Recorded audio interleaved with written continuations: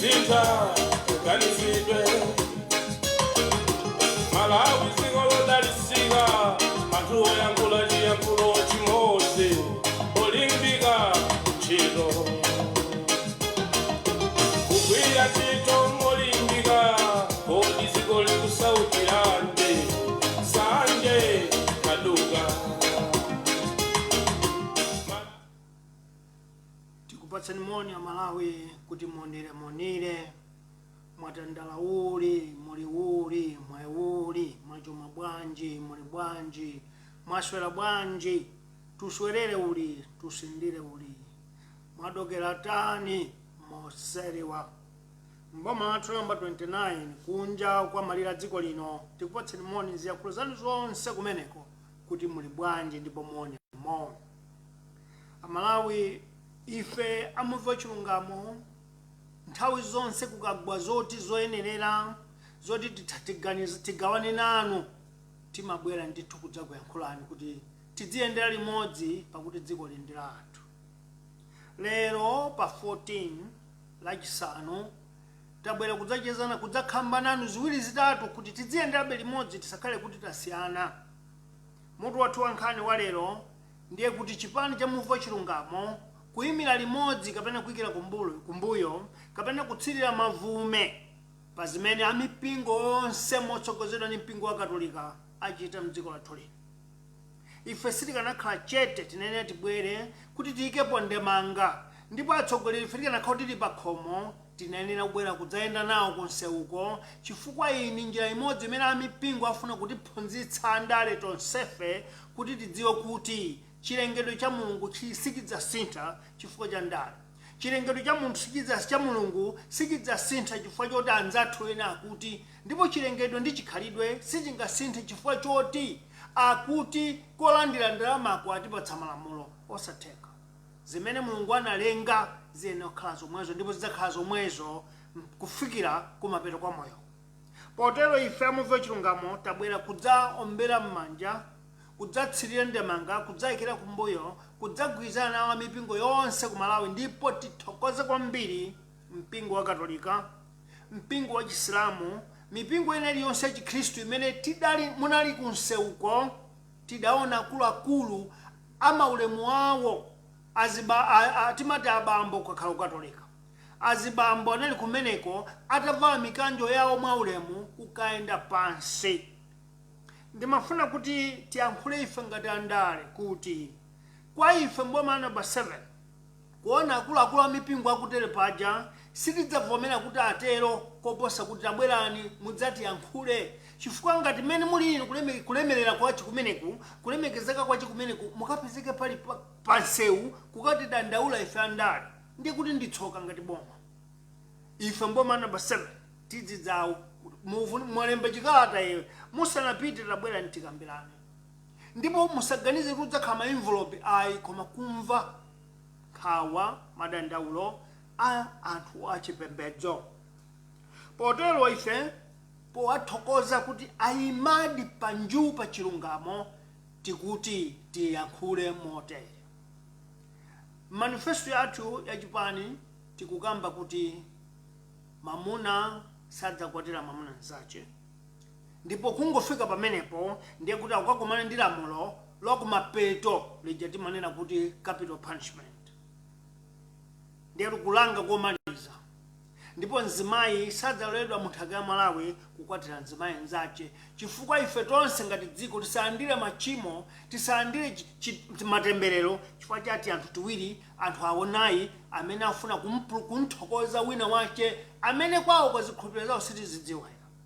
Kudziko lathu lino zikhulupiriro zathu nzoti ngati anthu akuda timalemekeza Mulungu wathu, timalemekeza mizimu yathu ndipo tayendayenda mdzikomo sidaone zilombo zazimuna zokhazokha zokupanga zachiwerewere, zazikazi zokhazokha zokukwatirana sidaone ngakhale nkhunda pamakhala yayimuna ndi yayikazi mwachilengedwe cha Mulungu. Pachifukwa icho ife tabwera kudzathokoza mpingo wa Katolika kuti zikomo simunatisiye tokha kuyambira 1991 mukuyenda nafebe Amalawi ife kufikira chipulumutso chidzatipeze. Zikomo kwambiri. Tithokoza mipingo ina makamaka mpingo wa Chisilamu.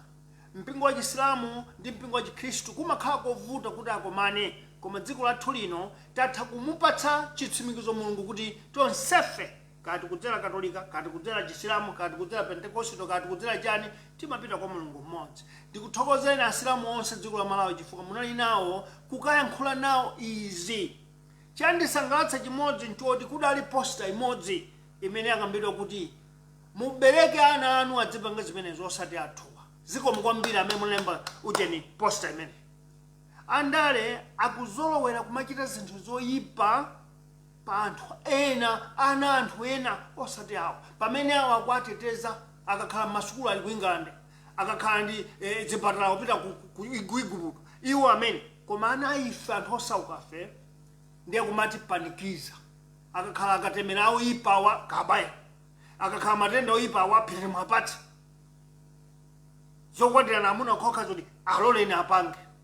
Pachifukwa ichi ife tikukana kuti sichanzeru kungovulandira malamulo osakhala pansi kuwamvetsetsa ngati dziko sitikuyenera kuvomereza zimenezo Amalawi. Dziko la Malawi likufanana ndi mzimayi amene ali ndi chilichonse koma sakwatiwa. Amayi anga anali ndi nzawo zaka zambuyomo ankamutchula dzina kuti asauka ali napo. Pepani sindikutukwana ine ndi mang'anja sindikutukwana koma ndikuyankhula mayina. Nzawo amayi anga dzina lake anali asauka ali napo. Mawu amene kuti mwamvetse nkuti ngati sakukwatiwa sikuti alibe koma kuti mwina kungosauka chifukwa mulungu anampatsa zoyenerezazo. Ifenso ngati dziko tikamale sauka dzikoli tikusauka tili nazo. Ndimafuna Malawi pamene ndipo ndimapabwereza chifukwa kumene ndili kuno ndikuyankhula ndi anthu akunja, ndikuyankhula ndi anthu a dziko lapansi kuwafunsa kuti izi mmapanga miyala yanji. Akuti izi timapanga ndi mwala wa ruby, izi timapanga ndi mwala wa diamond, izi timapanga ndi mwala wa gold, izi timapanga ndi mwala wa palladium, izi timapanga ndi mwala wa rare earth. Ndaona galimoto ine yosayendera mafuta yongoyendera magetsi. Ndafunsa kuti zimezi miyala yake mmatenga kuti miyala imene ndi rare earth. Rare earth yo ndi chiyani? Akuti miyala imene imapezeka ku Namibia ndi kwanu ku Malawi. Ine kudzidzimuka kuti zona ndiye kampani yolemeretsetsa pa dziko lapansi. Tsopano chimene tikusaukira koma miyala yo tinayo ndi chani? Ndikuwuzaniza Malawi kuti chisankho chokubwera 2025 tisadzitengere kuti ndi mmezi makhalira, tiyang'ane mozama kwambiri kuti nchiyani chingatembenuze dziko lathu. Dziko lathu lili lakhala likutumiza rare earth kunja. Akamatiuza ife kapena akastoma akazigwira pa Mwanza kandi pa Tanzania kandi ku Nakala amanena kuti masamples. Onena kuti masamples waboma. Ndipo kuti boma lamphamvu sitingalifunse kuti tsono masamples aje kuti mene ambira kupita 1960 athaliti masamples. Ndifuna ndikuzeniza Malawi. Akulu andale amene ena akubana mkeza kuti ainwaka ndale ndi awo. Amene ondamaononga dziko lichifukwa akutigwiritsa ntchito Amalawi ife chifukwa cha umbuli wathu tisafunsa. Koma ndikuwuzanizi kuti Malawi yakhala kumba migodi kuyamba 1958 ndipo migodi ikutuluka. Koma zobwerazo sizikupita kuthumba la boma. Ndifuna mumvetse pene. Zobwerazo zipita kuthumba kwa akulu andale. Nchifukwa mudzapeza kuti kundale kumakhala kufuna kuphana. Kumakhala kumamenyana kumene ndamva nzathu Boni Kalindo omenyera mafula kunena kuti kumaotcha mpaka ng'ombe zidzinunkha kuti ndiye mavoti amene ntchentche zikamachita chifukwa chani kumakagulitsa masampo. Ndiye ndimafuna ndikupemphera Malawi kuti musandiyang'ane nkhope musandifunse kwathu nkuti koma ngati mukudzoti ndine nzika tiye ntigwirane manja. Tisiye kutumiza masamples kunja. Timuuze amene akufuna masamples abwere atiuze miyala imagwira ntchito yanji tidzingulitsa pa kg pa uzi kapena ayi kumuuza kuti taibwetse ndi factory munomo ifenso anthu athu apindule nalo doti lathu zimene tikufuna nzimenezo.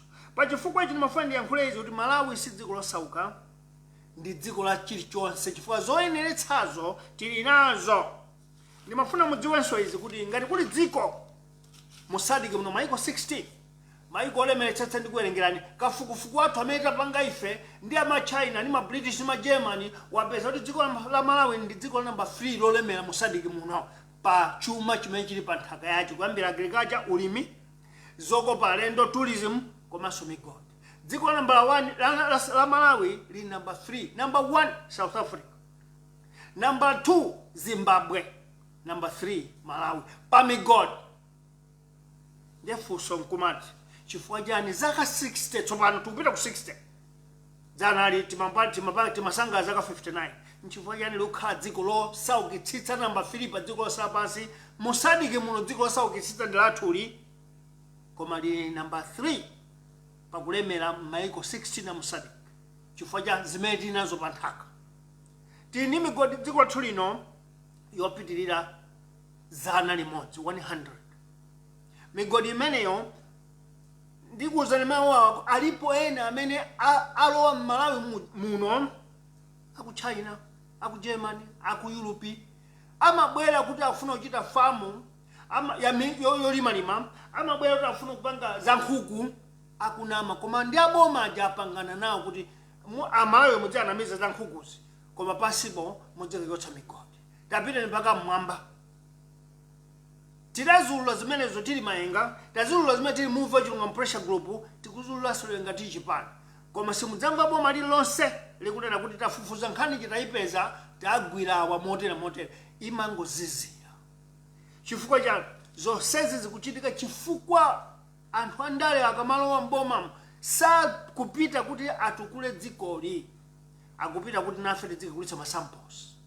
Akupita kuti nafenso tiyike mthumba nchifukwa chake dziko la Malawi ili business ya mwenye ndi ochepa, business ya azungu ibe ntchito, business ya machina ibe ntchito, business ya ikulu yolemeretsa ndi ndale. Lero litimva kuti aliyense afuna kukakhala president kumfunsa kuti muli mfundo zanji kulephera kuyankha poyankha pamwana kuti ifetu tikuti ndipo tikadzalephera mu zaka ziwiri tidzasiya ntchito mupeza zaka zikupita zitatu. Munthu oti akuyankhula chinthu akachiyankhula ngati usachita chikwanitse asiye ntchito yopansi nayekha. Ku Malawi imakhala una ongolowera akakafika kumene kuja amatsake maso safuna kumva.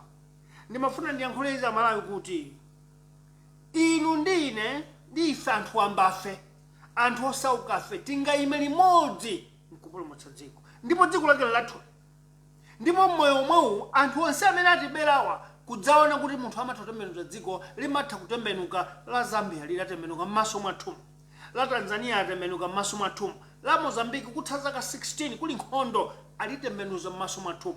Milatho ikumangidwa ku Mozambique umati kodi uku ndi kwazu kwaluya kwathu kuno mulatho umakhala wa kampeni.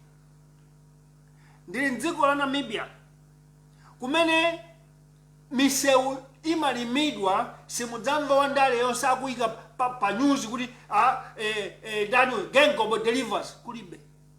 Koma misewu ya pamwamba kwambiri ya chitukuko kwambiri kumalawi kwathu kuno Malawi mumvetse chida cha nkhondo chompangira kombera munthu ndi ndale. Akalima nsewu ndiye kuti umenewu wachipani chakuti akamanga nyumba parliament makaka mmenemo achipani zinthu za boma za dziko.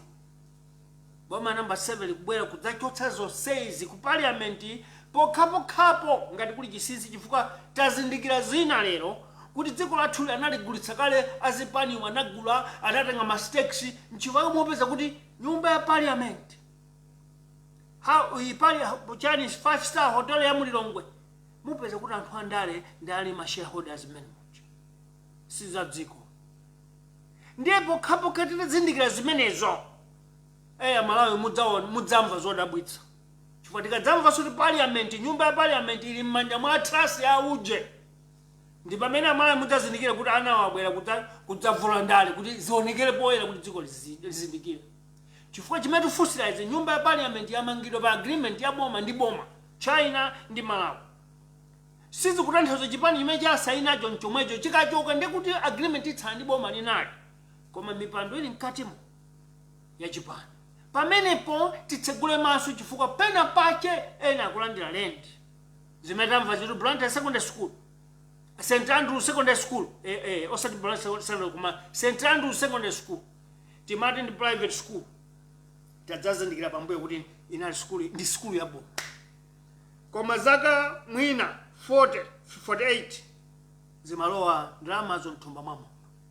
Dziko lathu ili laonongeka pamene pa ndiye ife sidafune ndipo sitikufuna.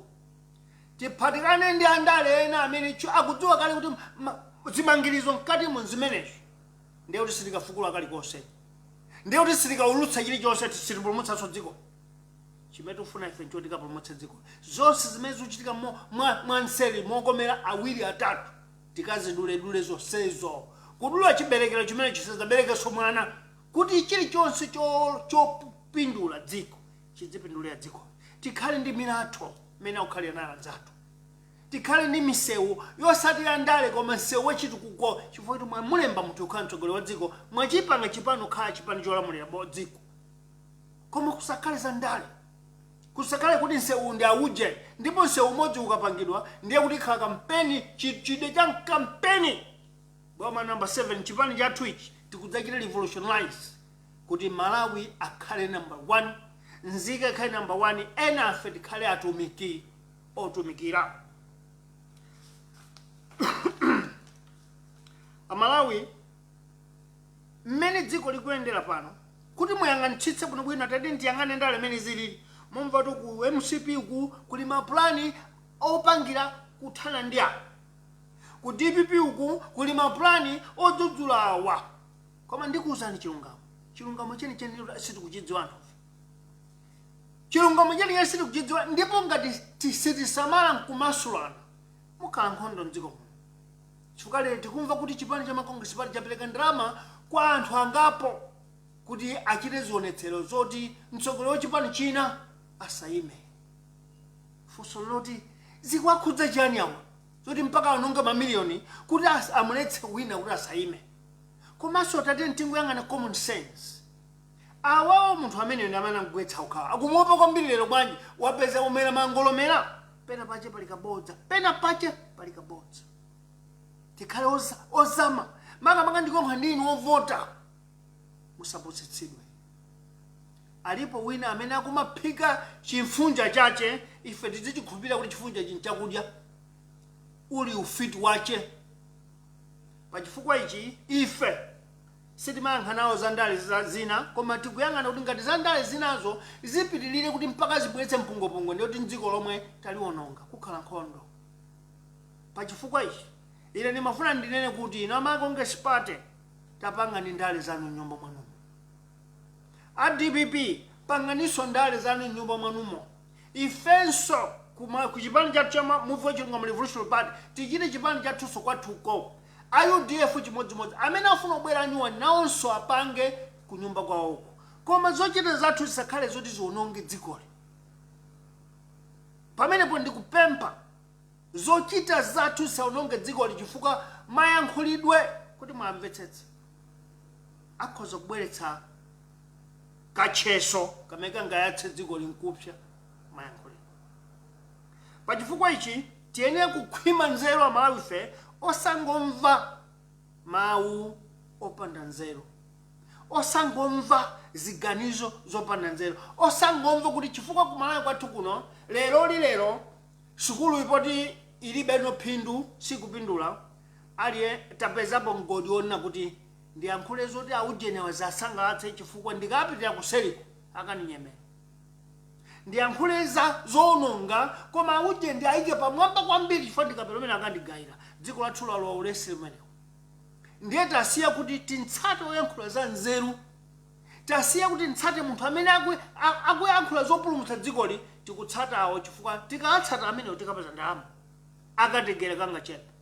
Ndiye ndifuna ndikuwuzeni izi ndale zapita uku zimene zikutha 2025 zakhala zikuphika munda umenewu kuti tidzikolola zomenyana tokha ife Amalawi ife, anthu osauka ife, mbuli ife, ombwambwana afe tidzimenyana tokha ndi ndalama yawo yakubayo. Koma ndalama iyi ndikuti wakuba mumvetse pene uyu wakubayo chifukwa chani ndikutera masampo amene akupita kunjawa akubera ifeyo ngati Amalawi.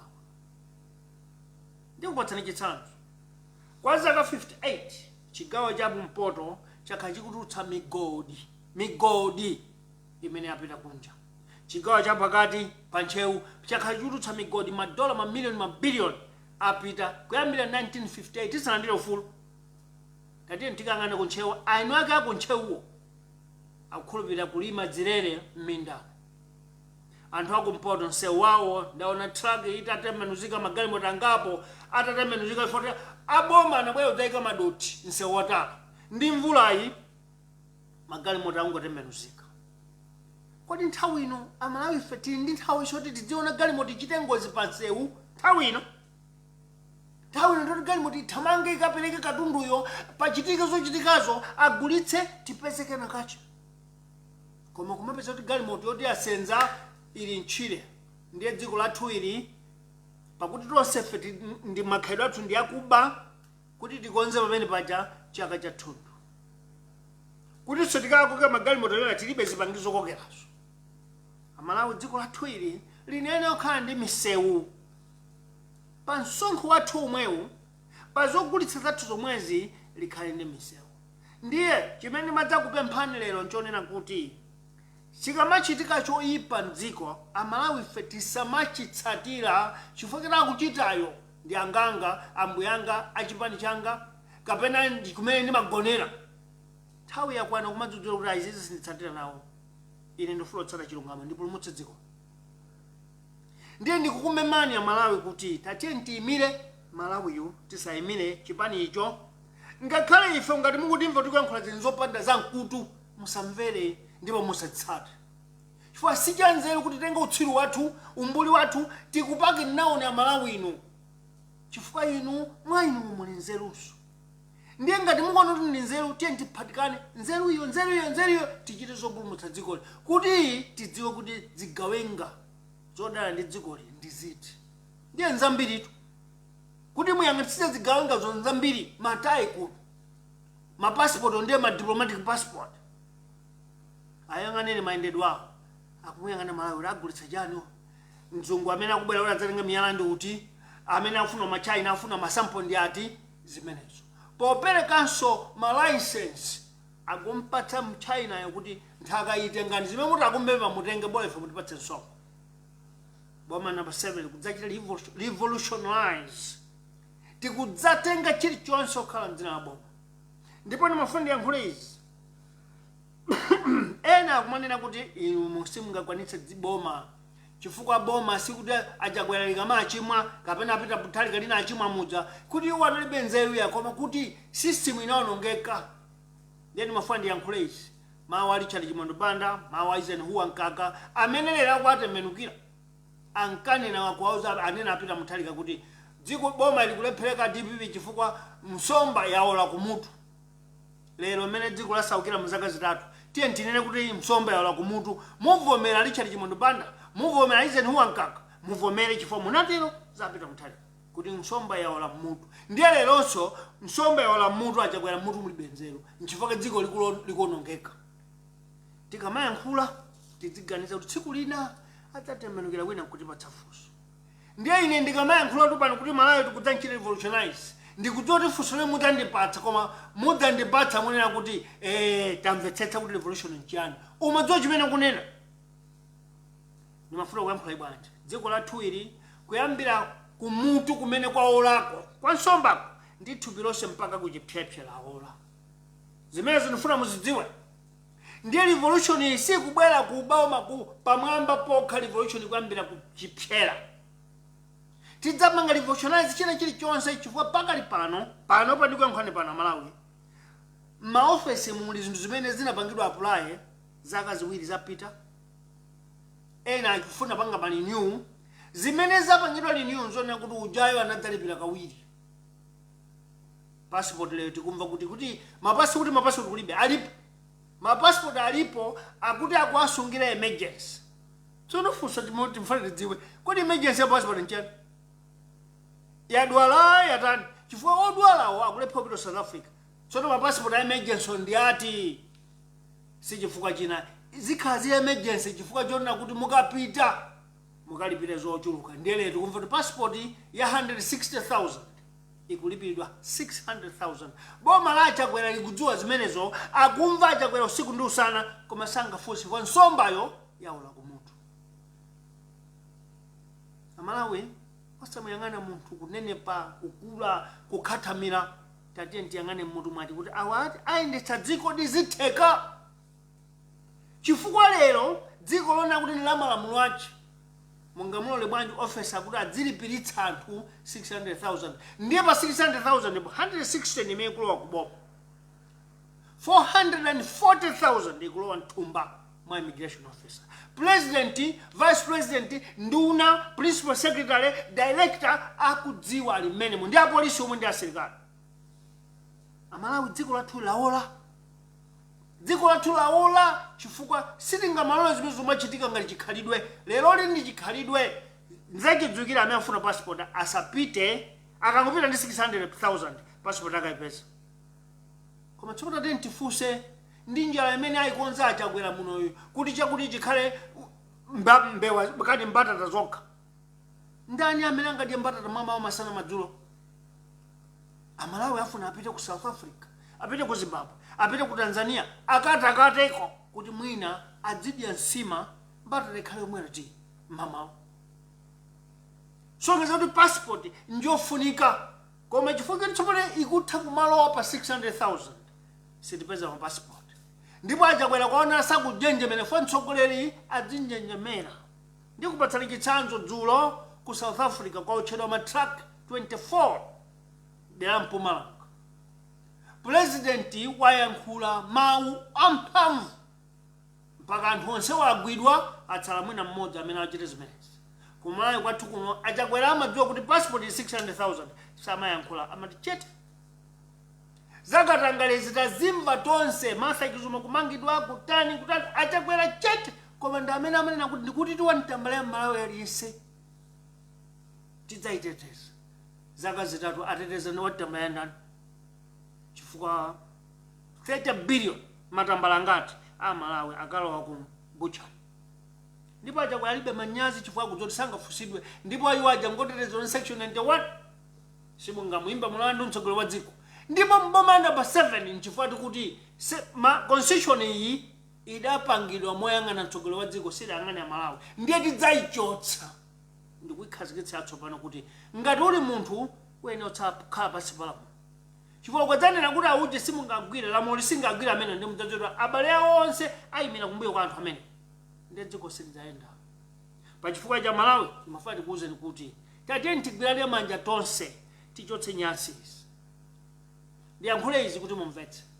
Passport ndi chinthu chonena kuti ngakhale wakumudzi akhoza kuchipeza ndiye chikhale chopezeka chilipo komanso mtengo wake omveka bwino. Mankhwala kuchipatala kapena nditi zipatala nzonena kuti amene sanalowe mtawuni amene ali wauve adzalowabe mchipatala fa ndi munthu adzadwala. Ndiye ngati boma lionetsetse kuti mankhwala alipo, lionetsetse kuti ndizo zipangizo zilipo musanayambe kuyika ndalama zanu mthumba ngati president. Muonetsetse kuti ana asukulu ngati ufuna dziko lathu litukuke titionetsetse kuti mwana aliyense wakalowa sukulu ndipo asabwereko ku sukulu kuti ati school fees yasowa. Ndiye tikumva kuti sukulu yambaso kulipiridwa chifukwa kuli chani fund kuli chani fund school fees imene.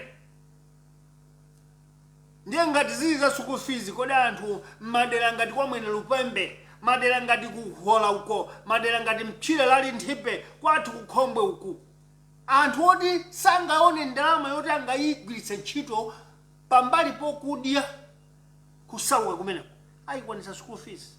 Ndiye nkumane kuti tikufuna tili mu digital age, tili mu fourth revolution industrial revolution. Kodi industry ingabwere popanda mwana kuphunzira? Industry ingabwere popanda mwana kudziwa kulemba ndi kuwerenga? Industry ibwera bwanji ngati mwana sakudziwa? Ndiye andale amatinamiza kuti ayi tifuna titere akunama. Potero Malawi ndimafuna ndikupempheni kuti tiyeni time limodzi ndithu tisinthe dzikoli. Ndipo dziko ili zosintha zake ndikukhulupirira Malawi ambiri mukuzidziwa kuti izo zotheka zimeta ziyankhula pano. Koma pakufunika kuti muzindikire kuti Sanders Juma kapena Muvi Wachilungamo pano dzalowa mmeneko. Mbava izi zipanga njira yoti zisatheke chifukwa adzachita manyazi. Zidzazindikire kuti amakaphunzira ku university ko kaphunzira dziwalo za Jitete. ziwalo za chule. Ndiye ife tifuna yankhule izi. Tamva ina akunena kuti iyayi pakufunika kuti okhala president adzikhala PhD, okhala ndani adzikhala wakuti. Pokha mundionetse munthu wa PhD amene anapanga wiliba. Mundionetse munthu wa PhD amene anapanga machino odulira udzu chidzikwakwa zachizungu. Ndiye ndimvetsa. Koma ungandipatsa wa PhD apo onena kuti satha iye nkhale kupanga machini. Aya. Pamenepo ndikudelera wachepo. Chifukwa ine zanga nzeru zikuti ndidzapeza njira yonena kuti tidzipanga machini mdziko. Miyala vina. Tidzapeza njira kwatenga anyamata amene ali mizotsaphunzira koma amathokoza mawalesi kwauza kuti zida ndizi zoti mudziphunzire nokha mudzipanga za makono zidzitheka. Koma maboma anzathu ama PhD wa akapezeka mwana opanga walesi yake wewe yakummanga. Akapezeka opanga mafoni yake akummanga. Kodi abale nimufandifuse Shakespeare anambopita ku school. Uyu ndani Aristotle atapita ku school. Adali anaobadwa nazo nzeru ndipo anthu amene aja alipo mpaka lero. Alipo mpaka lero oti sanapita ku school koma ndi anthu anzeru akayankhula zinthu makhazi omveka nchifukwa ufumu amakhazikitsa anthu obadwa mwauluso osatophunzira. Mafumu amene aona ife na osaphunzira koma akati aweruze milandu nkhaita zapita ku court akawerenga mabuku akapeza kuti chilungamo nchimenechi. Amalawi tisapusitsidwe ya. Tisapusitsidwe sukulu ndiye taiona koma ndiye atipusitsa. Chifukwa takhani madokotala okha chambiretu kupatula Abagiri Muzi kupatula Joyce Banda. Ndipo ndiyankhule izi Abagiri Muzi ndi amene akwanitsa zaka 10. Kulibe mtsogoleri yense anakwanitsa zaka 10. Mmadzi chifukwa chake utsogoleri wa dziko la Malawi ndikufunika umakhala ndi anthu. Midzimo chifukwa ambiriwo ndosaphunzira. Ambiriwo ndosauka. Khala nawoni pita ndi mmaliro omo kakhale nawoni muzovuta zilizo kagwire nawoni ntchito. Abagiri Muzi anayesapo mwina 40% ya khalidwe limene adali president okondedwa mpaka lero. Koma ama degree onsewa akangolowa ku State House amakhala dani anthu. Ali pa kampeni amadya chanichi amadya nawo usipa misika. Kuima ndithu pa mphepo zinayipo kuti kugula mbewa akuti afuna support. Kungokhala ku State House pa mphepo zinayipo amapita pundu usiku. Chifukwa kuthamanga kuopsa 120 km/h athamangira ku State House kapena athamangira ku Sanjika. Anthu amene mmacheza nawo aja mmapusitsa mmafuna mavoti. Dziko lathu ila Malawi likufuna ndithu utsogoleri wa masomphenya. Masomphenya osata pa pepala, masomphenya osintha dziko. Ndikuzo ndi mawawa 1972 China atapita ku msonkhano United Nations ku America anakauza kuti pokapoka muyankhule chizungu ndiye mukhala mu msonkhano koma ngati mudziyankhule chimandalini chakwanu bwererani. Kapena ayi mupeze anthu adzikumasulirani ife tidzizo mukuyankhulazo. China anauza kuti ngati zizi zimenezo ife tibwera kumbuyo. Atabwerera kumbuyo Mao Zedong anauza anthu a China kuti tisakhulupirire munthu wa panja tidzikhulupirire tokha. Ndiye tiyeni tidzigona m'madzi. Tiyeni tidzigona m'madzi koma tilime mpunga mmene. Tiyeni tipite m'mapirimu tikakhale mmene timakhalamo koma tipeze njira kuti tidzitha kuchoka kumene kubwera. Lero ngati kuli mulatho pamwamba kwambiri technology yokwana ya milatho tipite ku China. Ngati kuli technology yokwana kwambiri omangira matawuni tipite ku China. Koma ndingakuze kuti China chizungu sata mpaka lero. Atakatseka border ija ku China nkusapita ku United Nations. Azungu ndamana bwera kuti ayi bwera nino tikukonzerani anthu adzimasulira. Tikukonzerani adzimasulira. Chifukwa cha adamuona China analimba mtima kuti ife zoti tidziyankhola zanu zoati tidzipanga zathu. Ndifuna zimene za Malawi muzitsate. Malawi wathu uno tikamamvera za anthu kunja sititukula. Ndipatsa chitsanzo ajakwera chaka chino chachitatu. Ndalama zakunja mulibe dziko muno. Ndalama zogulira zinthu zofunika kwambiri zoyendetsera injini ya Malawi ngati mafuta kulibe. Koma akhala kupita ku America maulendo angati. Akhala kupita ku Europe maulendo angati. Akhala kupita maiko akunja maulendo angati. Ambiri mbiri. Tisamakhulupirira kunja tidzidzikhulupirira mkati momwe.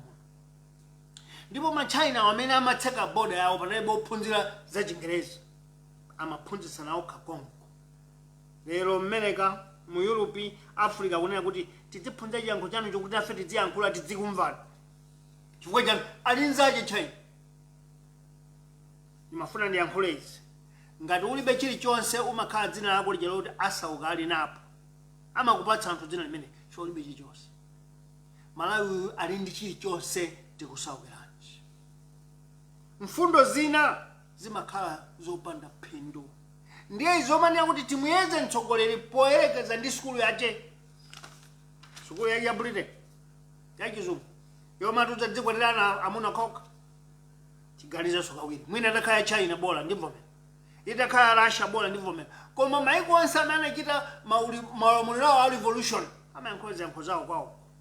Ndiye ena akhoza kuyankha kuti ayiwe Africa unongopusa sangatsate popanda Britain popanda America. Rwanda akwanitsa bwanji, Gaddafi anakwanitsa bwanji Libya, osangotsatira zina aziya. Adatipatsa mulungu nzeru zoti tikhoza kuyima ndi kuyambira pamene kumakwera anthu adzitipatsa ulemu. Sitingandire ulemu ngati tili opempha nthawi zonse. Ndiye dziko lathu ino lili ndi chilichonse chungofunika ndondomeko zoti chokumba icho tikakachitenga chibwere apo pasikelo chiyezedwe, dziko lidziwe, chikagulitsidwe, ndalama ibwere idzalowe mboma. Pasatilowe mthumba mwa anthu apa ina. Lero limukumamva bwanji kuti immigration officer akulakhala ndi 440,000. Boma GR akuti cha GR receipt ikukhala ndi 160,000. Mukumva bwa dziko linaligulitsa kukatangale, dziko linaligulitsa kukatangale. Pali zambiri zimene ndayankhula zoti zili mmatebulo, zili zabisidwa mmatray ma office akudikira kuti ngati akuzifuna adzatulutse ndalama.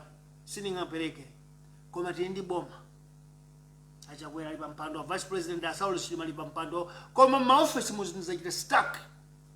Ndipo director aliyese saopa amati mbwetse, ndipo mukabwetsa makwaja amati bwanji mukasinda akhale $, afuna apite kunja akagule zinthu. Ndiye ine ndikupatsa katangaleyo ufuna $. Chifukwa dziko lathuli kulibe boma losamala dziko, tili ndi boma losamala mikantundu kagulu kathu. Amalawi tiyeni tisinthe izi, tisaziloleze zipitilira mchaka cha 60 tisalole ufuko kumene. Meti dzati 61, 62 kumanena kuti kuchokera kuuve uja tasamba tasesa zonse zatha. Pomaliza nimafuna ndiyankhule izi. Boma number 7 sitidzamva chifukwa choti akuti anatipatsa ufulu awo. Sitidzamva chifukwa kuti awo ali ndi zile za nkhondo zambiri.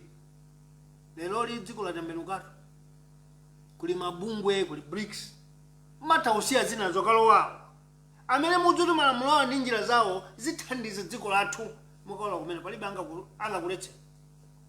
Ndiye ife mboma athu number 7 tikadzaona dola ikuvuta titapita ku BRICS kubwera ndalama yanyuwani. Chifukwa tinazo zoyenerezazo, sikungopita kwangopempha iya koma kuti izi zathu zimudzigula. Ndipo dziko lathu lachedwa chipachitukuko mudzigula pa mtengo chinthu cha 100 kwacha mudzigula 780 kwacha. Kuti tithamange tipeze ndalama zambiri titukuke. Boma number 7 limene. Ndiye pa madola wapopanda madola, sitikuyang'ana madola a dziko lakunja, ife tikuyang'ana kuphika zathu tokha, kupanga zathu tokha, kuchita zathu tokha. Ndikuyambira pamene. Ndiye Amalawi boma number 7 sitikulonjeza kudya katatu, sitikulonjeza misewu ya magetsi ayi, chifukwa choyambirira chimene tingakulonjeza ndichipange kaye. Tilime kaye ndiye tizidya katatu.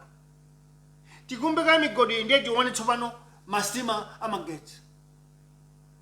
Ndipo tigwiritse ntchito malasha athuwa tiotche magetsi, tiphike magetsi ochuluka ndiye dzina kuti tsopano muona masima mwambamu kapena amagetsi akuthamanga 20 minutes kulimbe ufiko Blantyre.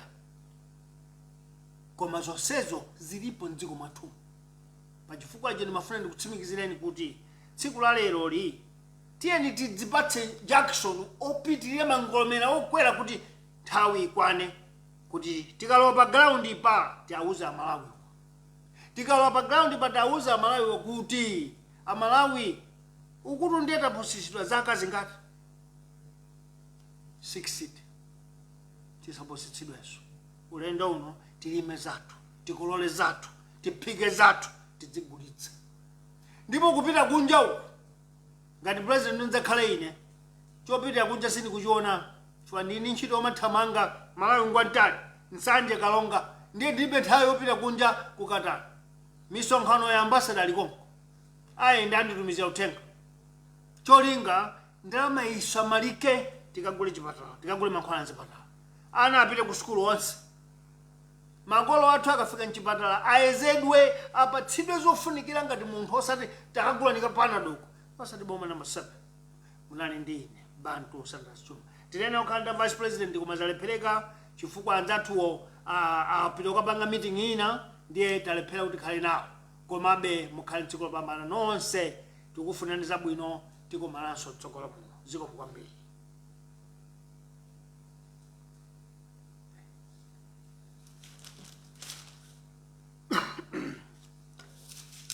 Apologies, fellow citizens, that I'm in the field.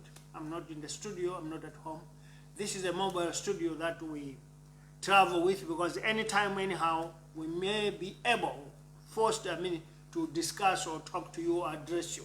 That's why we have these mobile studios. You can see even the background is not clear, the picture is not clear, but you forgive us. It's because we are in the field. Today is the birth of the 7th Republic, Thursday, 14 July 2023. Our topic of the day is Muvi Wachilungamo Revolutionary Party, MRP, in solidarity with the religious faith organizations in Malawi against same-sex marriages. That's our topic. But before we go ahead, traditionally, monire, mwatandala uli, muli uli, mwachoma bwanji, mwaswera bwanji, tusindire uli, tuswerere uli, mwadogera tani, mwosaliwa. In the diaspora, let me greet you all in all the languages you speak out there. As I said, the topic of the day is MRP, Muvi Wachilungamo Revolutionary Party, in solidarity with all religious organizations in our country for standing up firmly against same-sex marriages. This country reminds me of a friend of my mother in the 1970s. This woman had a nickname which she was called Asauka Alinapo. Asauka Alinapo is similar to a person who is poor with riches within. A person who is poor but is very rich. In his possession, he's got a lot of resources, but he don't see and is poor. So in our language, we say Asauka Alinapo. So this country is, as a nickname, supposed to be known like that. It's a country that is poor within when it is having a lot of wealth. This country is poor when it's got riches at its disposal. I'm saying this because what religious leaders did yesterday by going around the whole country demonstrating against same-sex marriages, it is not politics at all, but it is the poverty that the country is in. Malawi is forced to sign or to adopt or to follow rules and cultures that are against our tradition because of poverty. America has taken advantage of our poverty by imposing hilarious, heinous, grievous traditions upon us. This is why we have to adopt and we take these issues to court, something that was not supposed to even enter into the court. It's a known thing. We don't want same-sex marriages in Malawi. That's all. No need for courts, no need for arms of government to be involved. But because we are poor and we depend on them, we have to say, okay, fine, but we can't just tell our people that we are legalizing it. Let us at least move in steps, like go to the court and go there. Thereafter, we can legalize it. Nonsense. So we want to thank you, Roman Catholic, for leading these demonstrations. Particularly want to thank Islam religion because you joined people that sometimes we can say are your rivals, because Muslims and Christians are your rivals. But now it has proved in Malawi that all of us pray to one God. Thank you for that. All Muslims joining Catholics, joining other evangelists, joining Presbyterians, joining Pentecostals, and all Christians signals that above all anything else, we have one God. Thank you, Muslims, for this generosity, for this kindness, and for understanding, because it tells whether you are whether you are Christian, whether you are Muslim, whether you are pagan, whatever you are, we all respect nature and creation. By that, we couldn't just let you or let the demonstration go without giving a comment. As a new party coming in, we decided to come here today and recommend, support you, and rally behind you for this, what you have done to the country. That's a good gesture. Many citizens in the village have got no voice. They can't speak out. But seeing you, senior members, going on the street, Zuzu, Lilongwe, Blantyre, and all corners of the country, it tells that this country is loved by God, because you couldn't waste your time. By this, we want to urge all politicians, particularly those that are in power today. You must be ashamed to see men of the cloth, to see men of God moving in the streets, and you are watching on television their movement, their demonstration, their protests. That's bad luck. And I want to ask, President Jagwera is a Christian, a pastor, for God's sake. Why didn't you join your fellow pastors? Because that's godly. That's godly. You are supposed to be there. But you were not. Because you are now embroidered in the power of the earth, power of politics. I saw a minister of information, my brother Moses Kunkui. The question I'm asking is, these people are demonstrating against you because you are the government, you are the policy implementer that is taking this case to court, that is trying to legalize this, and you go and demonstrate. That meaning you are demonstrating against yourself. We said that sometimes don't just follow. If you find that this thing doesn't work, quit. Quit. We did that for us to form Muvi Wachilungamo, but because we followed somebody who was taking us to the grave. We followed somebody who could see that there's no progress. We said, no, we didn't support something for us to go and fall. That's why we moved back and started this path of liberation of our nation. So, Honorable Kunkuyu, your demonstration was a myopic approach to God.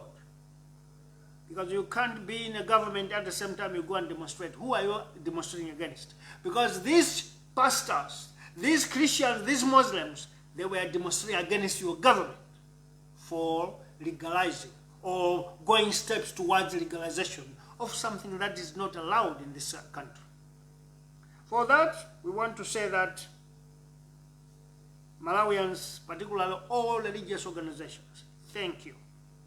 As a new party coming, we support you, and we are with you in solidarity. I want just to reveal, in our manifesto, gayism, lesbianism, and same-sex marriages are not existing. We don't have that clause in our manifesto, and we say, much as we have lived in this world and never see lions, female lions marrying each other, male lions marrying each other, female elephants marrying each other, female elephants marrying each other, as well as buffaloes, crocodiles, and snakes. We have never seen them. No human being will have to act or practice that. That is what we are saying in our manifesto. And we are saying whoever will be found practicing this immoral behavior or character will have to face capital punishment. Fellow citizens, I want to share with you a few things about this country. A country that is poor, a country that depends on begging, will always receive awkward, stupid, blasphemous laws because it's a poor country. But I want to tell you, this country is not a poor country. This country is the richest country. In SADC region, it is number 3. Our research that we did indicated or revealed, we discovered that this country is the 3rd richest country in the SADC region, after South Africa, Zimbabwe, and we are number 3 in natural resources. And we say natural resources, we are talking about agriculture, land, we are talking about minerals, and tourism. These 3, we are number 3 in SADC region. But politicians for 59 years, they will tell you that we are the 3rd poorest country in the world. In SADC, we are number 2. And Mozambique are not regarded as a poor country because they have been in war for 16 years. You must remember that. So we can't compare ourselves to Mozambique, meaning we are number 1 in SADC, the poorest country. I'm emphasizing more about this because for us to be forced to legalize, or let me say, to fight against God's creation, because when we force women to marry women, when you force men to marry men, it clearly tells that we are fighting against the Lord. So for us to be such blasphemous, it is because we are poor. And our poverty is pushing us to go out there to go and beg for dollars. As I said before, you will never receive money without conditions. Whoever will give you something, you have to pay back in return. And usually, conditions are harsh because they tell you must go and legalize same-sex marriages. What is America going to gain if Malawians are marrying men and men, women and women? Nothing. But because they gave you the dollars, you have to play the music. And sometimes the music that we play is stupid music. Why should men marry men? Why should women marry women? Who gets what? What is the profit? Nothing. But because it's somebody's money, we have to dance to the music. Now, in the 7th Republic, we want to say that it will be better for us to close our doors, use all the resources we have within, use the knowledge we have from within, use the senses we have from within, and start building this country from scratch. Start all over again. That is where this country will have to move forward. And as the world is changing, there's the de-dollarization process taking place, whereby dollar will not appear very soon, will never be our living style very soon, or a means of communication of payment. There's BRICS coming. And soon others will rise up. There will be a choice to make. Who do we want to make business with? Who do we want to deal with? Those that don't come and get into our cultures and traditions. That we can manage. But our leaders today, 59 years, they believe in dictation. Because you are poor there, don't touch that because we'll give you dollars here. But there, you must marry women and women, men and men. Nonsense. We can't accept that. If you were to be killed, but then you won't kill 3 because we are revolutionaries. And revolution in Malawi, revolutionaries in our country is a blanket. You'll find them in Nsanje, you'll find them in Mulanje, you'll find them in Zomba, you'll find them in Lilongwe, you'll find them in Nzuzu, you'll find them in Kalonga, you'll find them at Likoma, you'll find them at Kisumulu, you'll find them in the diaspora. So you can't kill them all because it's a revolutionary time in this country. For that, I wanted to say something. This country believes or relies much on gospel. We usually enter into issues that don't have any sense or that doesn't make sense at all. I'll tell you this. There's a story on the platform now that my Congress party is financing some few agents to destabilize DPP. DPP is accusing MCP of using their financial muscle, our taxes, in order to destroy the party. But if common sense can be used, why should Mangas Party do that? And why you, Mangas Party, are doing this? You defeated this man, and this wanted the same man to come back. Why are you afraid? It tells this country is a country that has left moralities, and we are living a moral life. because our life depends on who are we going to insert, how do we get money, and the way of making money is still questionable, because I can't make money by discrediting somebody. I can't make money or get rich or eat at my house because I'm insulting someone. This tradition culture must stop in our country. In the Seventh Republic, we are bringing discipline. If you just publish a story that has got no basis, you have to come and clarify where did you get it, and if you don't say where you got it, you're going to jail. Because we need sanity in this country. Because today, I'll tell you this, the country is now in frenzy. People don't know what is truth anymore. Perhaps it's true, Managonga's party is popping out 30 million to give some wages so that they can destroy that party. But if you just look at common sense, why should Managonga's party do that? Because this person that they want to destroy, they defeated him in elections. So what's the fear? Something's wrong there. If it's true, Managonga's party has lost the election. If it's a lie, and that's very dangerous, because that lie can create chaos in a country. Because supporters of DPP will think Managonga's party is against it, and that is the beginning of war. You know what? As a new political party, we foresee these things happening, and we want to stop them before this country bends. And we're not going to allow that. Therefore, Managonga's party must come into the open. Are you giving envelopes to some people belong to DPP in your camp so that they can destroy this? Clarify this matter. DPP, what is your stand? If you have decided to feature a candidate who was there before, it's your choice. No one has got no control. Not even MCP, not even Malawians. If supporters of DPP want Peter Mutharika to stand, let it be. Why is it a business of other people? Why is it a business of Managonga's party? What are you afraid of? You defeated this person. Why are you afraid? Let politics in DPP remain with DPP supporters and its leadership there. You, Managonga's party, your duty is to fix this country. If you can. You still have 2 years. Fix this country, fix the economy, fix social welfare. Because if there's any anger in this country, people are against you because of how you lied and what you are failing now. So stop using taxpayers' money to destabilize other people that you defeated already. What is the fear there? I don't understand. Fellow citizens, we have a country whereby it is not even survival of the fittest, but it is survival of the liars. Those who lie too much is there to survive. What do I mean? Today, everyone lies up. You tell you I'm a freedom fighter and I'm fighting for the people of Malawi. Follow him, try to check his track record. You will find that this person is being sent by that man there, a politician, just to destabilize. This is why we don't have human rights organizations in our country. Because all human rights organizations are all prostitutes, liars.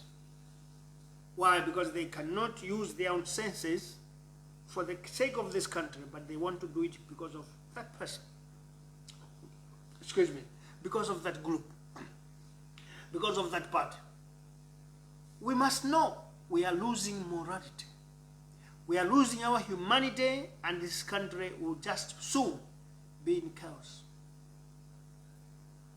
I don't know how we can control this, but we can control this by trying to pump sanity in our society. Sensitize sanity in our society. That's the only way this country can change. Because today politicians are taking advantage. And with the economy that is tough today, everyone wants to survive. Families must eat, and what do? I look for a loophole.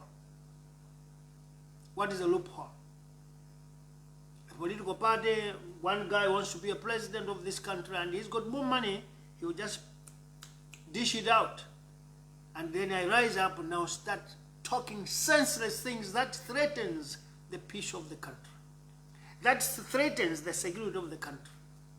At the end of the day, war begins. And you know what? All those people who give money to freedom fighters, they'll fly outside. Private jets will come and pick them up at night. But you and me will have to suffer because we've got nowhere to go. There's need for common sense in this country. We need discipline. So that we must not be used by politicians. We must not be used by greedy people. We must not allow to be tools of destruction. We must be tools of peace. We know at the moment, government of Tonsi Alliance has also tended to be a human rights organization because they use money in order to remain in power. They are using money in order to remain in power, but they forget that when reality calls, my Congress party hasn't done anything. So you don't take money and buy that one and buy that one. All this destruction you are going to do, Malawians will open the eyes soon that this is wrong. This country cannot move by using this type of propagandas. Fellow citizens, I appeal to you. Let us join hands. I know 20 million people are not stupid. There are people out there that have got sense and common sense that we can join hands and do the right thing to liberate this country. Move all this shenaniganism, move all this chauvinism, move all these corrupt and greedy leaders so that we can start rebuilding this nation, reconstructing this nation, revamping this nation, reviving this nation, reform this nation. In our party, we got 6 R's. Restitution is very important. There are many people that are dying in silence. There are many people that are crying in silence. There are many people that are just living as they're not living because there's nothing they can touch, but they are citizens of this country. We need to hold hands. There are some people that think the way I think. There are some people who see things the way I see. You are the guys that we should come together. Let's join hands. It's high time this country saw or realized liberation. Liberation that we can feel, touch it. Not just talk on the mouth. This country needs you and me. This country needs transformers. This country needs revolutionaries who will not laugh. I'll tell you this. In our country today, there are no passports. If you go to immigration office today, they will tell you that there are no passports. We only have emergency passports. If you ask them, what is an emergency? Because no one will need a passport on emergency because a passport is needed for travel. So there's no emergency. Whether you're going to the hospital outside, whether you're going to look for a job, whether you're going for business, that's the need and the requirement for a passport. But they will tell you that only for emergency. You know why? Because this country is dead. They have realized that if they just distribute passports as like that, it will be 160,000. So what have they done? There are no passports. So that you who are desperate can pay up to 600,000. And today, a passport is bought in Malawi, 600,000 baht. Over 500,000, a travel document. In South Africa is 400 rand, 25,000 kwacha or 30,000. In Botswana is 300 a pula, something like 20 to 23,000 kwacha. In Namibia is 300 rand, Namibian dollars, something like 27, 26, 25,000 kwacha. In Malawi, the normal price already expensive, exorbitant, 160,000. But because of the government of President Chapwe, the reformer, assisted by Vice President, the transformer, our passport today, a price that cannot be bought, because these are the guys who believe in telling you promises that they don't fulfill. They told us we are going to buy fertilizer at 4,495 kwacha. They entered into the government and they're going to get out. We will never buy fertilizer at 4,495. Good talkers, but bad doers. The price of 160,000 of a passport today on that emergency will never be bought. Today, a passport can be accessed in immigration offices at 600,000 kwacha. President Chagwale is just quiet at State House. He can't say anything. You know why? Because he's a conduit. He's part of the deals. So he can't say anything. But I want to tell you, in South Africa, Yesterday, 25 trucks were torched, burned by arsonists. I don't know what reasons. President Ramaphosa had to intervene, and he said, we need these culprits by tomorrow. And as I tell you, all 25 or whether 25 culprits have been arrested. Only one suspect is free. But they are still hunting. They'll get him. In Malawi, whether a corruption is reported, you will never hear the president say anything. We have lost 30 billion. President Chakwera says nothing. We have lost 155 billion. President Chakwera said nothing. He came to tell us there's Christmas in August. Today there's no development of 7 trillion from Bridging Foundation. President Chakwera cannot stand up and say, Malawians, I was cheated. I'm a human being. I'm a human being, I can be cheated. And in this case, I was cheated. So please, don't look at me with bad face. It was a lie. He can't quite. This is the type of president we have. This is the type of government we have in this country. Allowing citizens to suffer. When government with police and military, government with all arms of security apparatuses are intact. But citizens suffering day in, day out. Citizens suffering day in and day out. The economy has collapsed. We don't have forex. There's no money. Our kwacha has gone down, depreciated, devalued, intentionally, because of the orders from above, from America, not above, from West. This is the problem that we have as a nation. Therefore, you should know that when a government has let all its muscles flexible, everybody does what he wants. And there is lawlessness in the country. And where we are going soon, with the lifestyle that Tonsi Alliance or Malawi Congress Party has imposed of only hiring people from one region, this is very dangerous, very, very dangerous. DPP did that, they didn't end well. You know how much properties, how much money, how many properties were destroyed because of nepotism of DPP. Because that is what bred demonstrations of 2019. Malawians didn't want to have the thieves, didn't want to have nepotists in the government.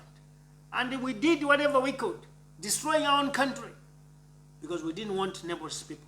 Malawi Congress Party is doing the same. Unless you tell us that all the appointments of chairwars are based on merit. But I want to ask, there are no people who can do the same job from Southern Region.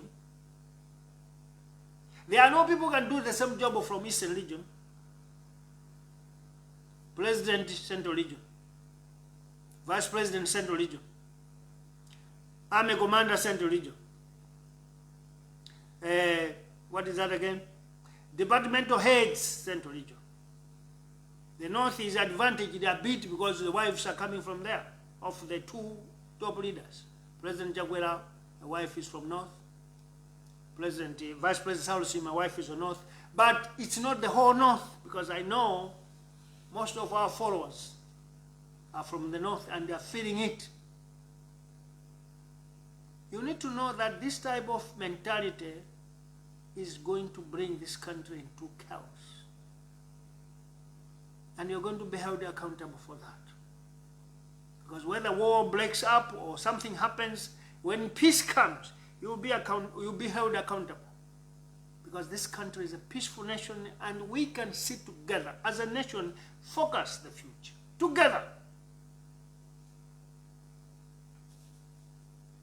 The country has stopped, nothing is moving because of this 600,000 that is introduced at the immigration office. Many documents are staying in trays all over the country, all over departments and offices and ministries without being signed, waiting for the owner to come and give 600,000. That is what is happening today. Many people have made the applications, but they all failed. The chiefs, they don't touch them, but they go to work every day. And President Chakwera go to work every day too. This is showing that this nation is slowly and faster dying, collapsing.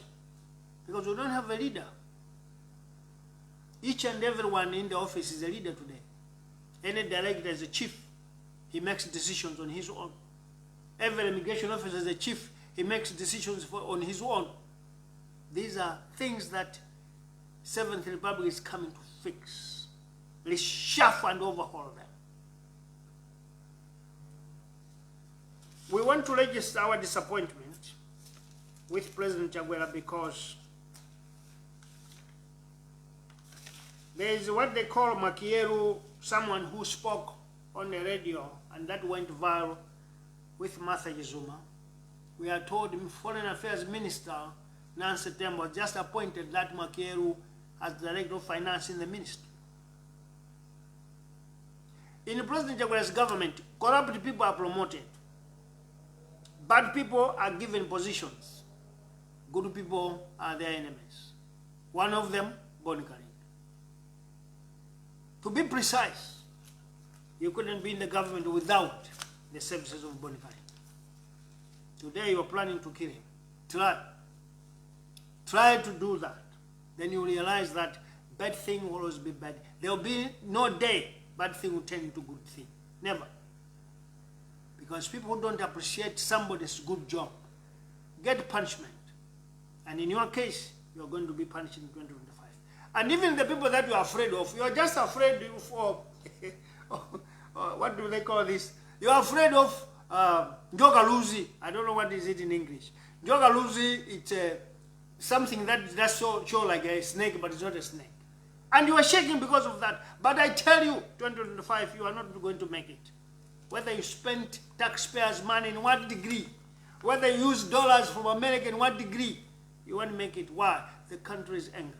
Your lies are so, I can't say, maybe I should say they are stupid, because you can't tell people that we are going to sell fertilizer for 4,495 and nobody buys it. At least maybe 1 month they must buy 4,495, then you can change. It's understood. But in your case, nothing. Fertilizer, nothing. We end the corruption, then you become corrupt people. What type of a government is it? Malawians, I know you are tired. I know you are tired. What should we do? Let's now start our meetings in the houses, in the streets, in the markets. Let's start mobilizing so that 2025, if it comes, we must remove thieves and bring in people that will revolutionize this country. There's no any other choice. I must swear on you, no any other way that will change this country if we don't revolutionize it. Why? Because we are going to replace thieves with thieves, if you are not careful. We will be replacing thieves, moving thieves there and bring thieves in. So this country don't deserve theft of leadership. This country don't deserve thieves. This country deserves transformation, revolution. And this revolution is going to be the revolution of China. Can I tell you something? Chinese people went to UN in 1972. When they went there, they were told that you are ignorant, you don't speak English, you are not educated. Chinese said, no, we are educated at home. We know our culture in Chinese and we are educated. So you can't tell us you are not educated because you are not speaking your language. So they said we are going back home. When they reached home, they revolutionized the whole China. Mao Zedong, King Shai-shek. They said, in our language, let us teach each other what we can to develop our country. Today it is the same UN and the Americans who are going to China. I said, no, come to the meeting. We don't mind, we have got translators. We will translate your language, who can understand, we will understand. You know why? Chinese want to develop their nation with their resources at home. Today China is the leading country in the world. Why? Because they know what is poverty. And they know how to use what is theirs. If there's any country that is mountainous, it's China. But if there's any country that knows how to engineer a bridge, it is China. So you need to know problem for you to get out of it. Malawi, we know poverty. But luckily, we have ideas, we have knowledge, we have people, 20 million, that we can use resources within and become a nation that will be invited with respect. You must come to SADC.